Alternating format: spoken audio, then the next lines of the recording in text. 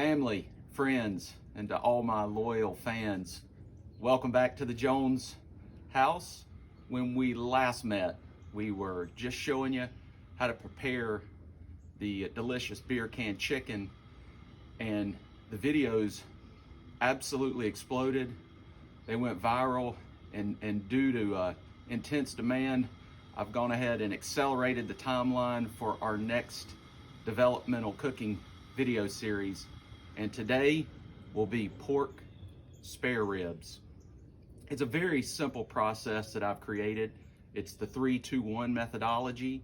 When you Google it, just do 3-2-1 ribs, and my video should pop up there for you. But before we get to the actual grill and what we'll do on the grill for the 6-hour cook today, let me walk with me. Oh, look at these beautiful ribs. Now, we prefer Butcher Box. Now, my team is in negotiation right now for some sponsorship, so I don't want that to come across the wrong way, but just in full disclosure, but any rib will work. But in this case, we have spare ribs. We've done them with baby back ribs, same process, same terrific result. Now, just a shout out to my wife, Carrie. She has just methodically and meticulously applied the rub on every inch of these ribs. It's a combination of paprika, cinnamon, sugar, a variety of salts and peppers, and don't forget the cayenne pepper. That's what really sets this off.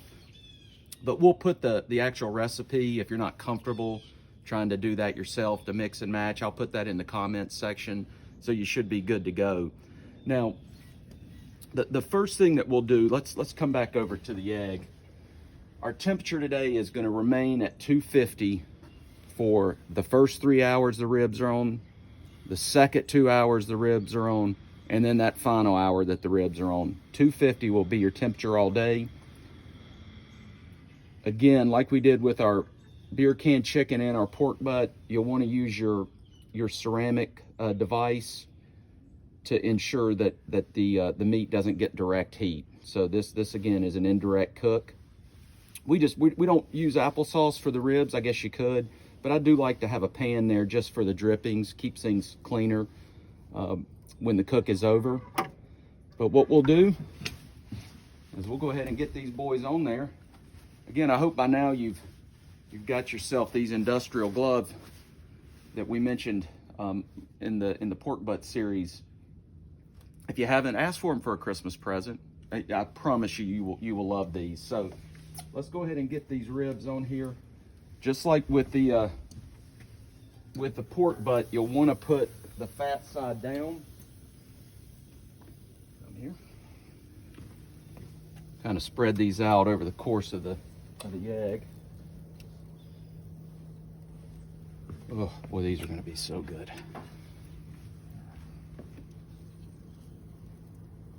All right, let's put this last one on. So this right here will probably feed about 4 adults and 2 or 3 kids. So plenty on here to entertain. Again, these will sit on here about 3 hours. Do know that it took about an hour and a half to get everything prepared, to make the rub, to apply it, to get the green egg ready. So allot yourself a little bit of time. We're going to put these on right at high noon. So they'll be about 3 o'clock. We'll come back. We'll show you the second step in the process. But these are going to be great. The kids love them, and we'll return shortly. All right, welcome back, gang. It is now 3 p.m. So the first stage of the cooking process is now complete for our pork spare ribs. So what we're going to do in this second installment is to take you through the second step of how to prepare these ribs. So what we're going to do, basically, again, our temperature's at 250.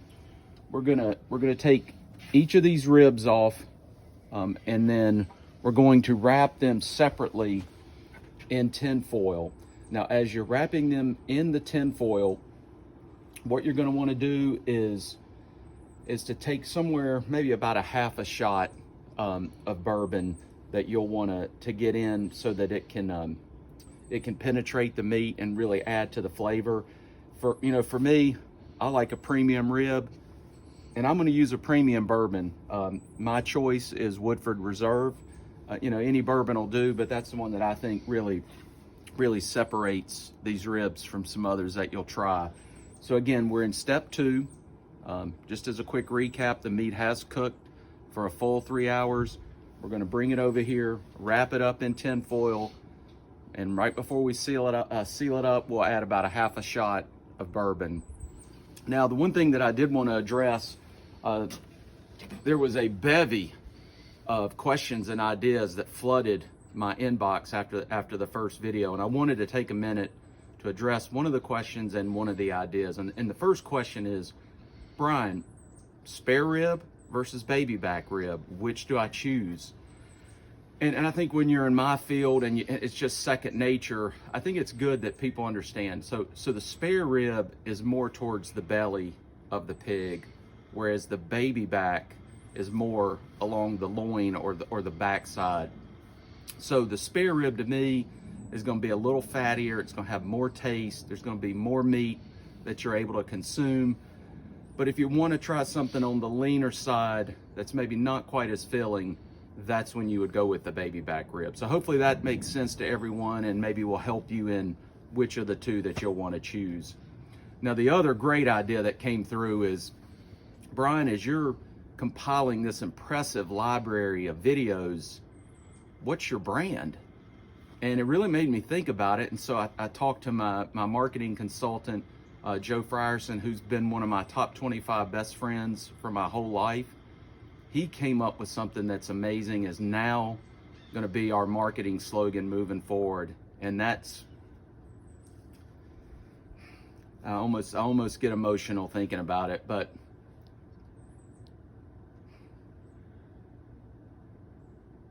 dying to cook like Bryan. That just has such an amazing ring to it.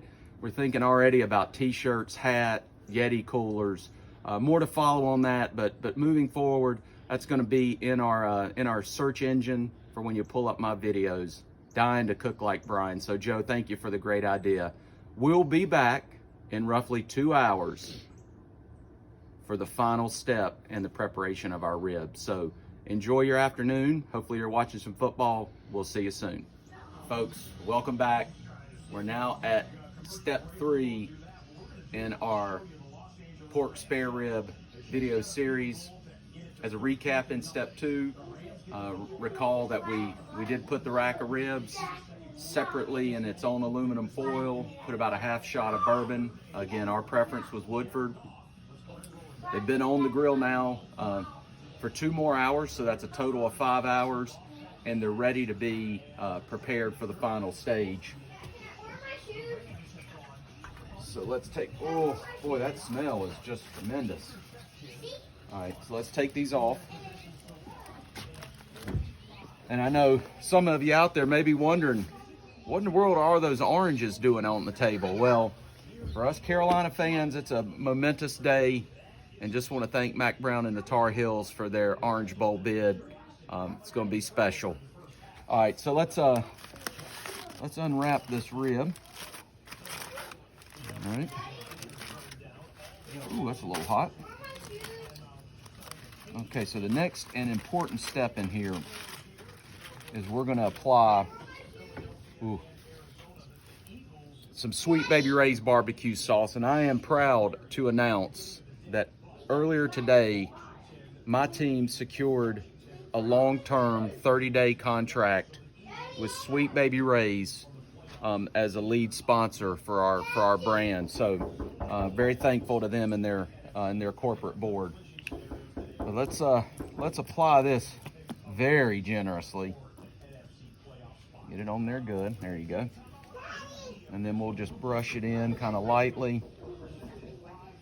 There we go. Oh boy, that is something else.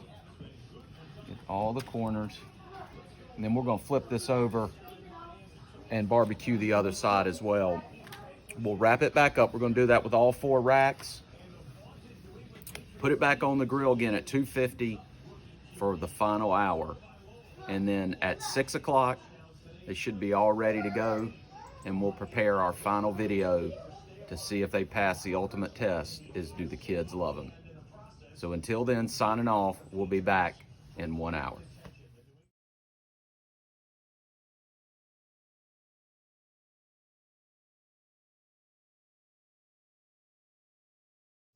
And we are back. It is now 6 o'clock. The ribs are done. They smell terrific. One thing I wanted to clarify in my excitement over our Baby Ray's contract that we won earlier today and the enormous sponsorship that that's going to have for our brand, I wanted to clarify something I might have made a mistake on. And like any good leader, when you make a mistake, you got to own up to it and be accountable.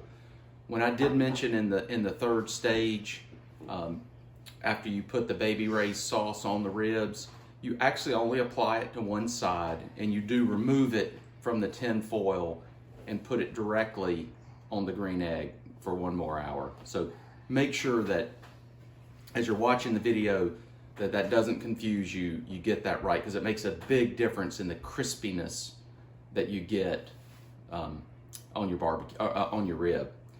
So with that said, we're at the defining moment. It's one thing to cook it and talk about it. It's another thing to see, do the kids love it? So we're going to take it. We got a special guest in here with us today too, Brinkley and Colton's cousin Parker. So we got Parker, Brinkley, and Colton. Can y'all say hello to everyone? Hey guys. Hey fans. Hey fans. All right. All right. So let's each pick up a rib. Let's take a test.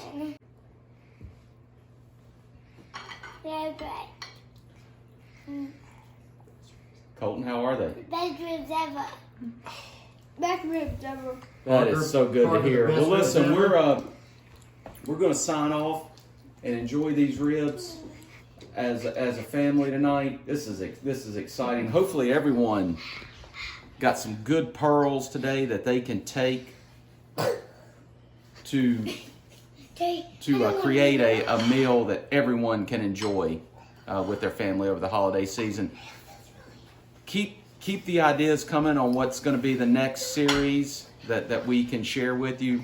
But until then, it's probably going to be after Christmas before we do so. So happy holidays to everyone, and we will be back in 2021.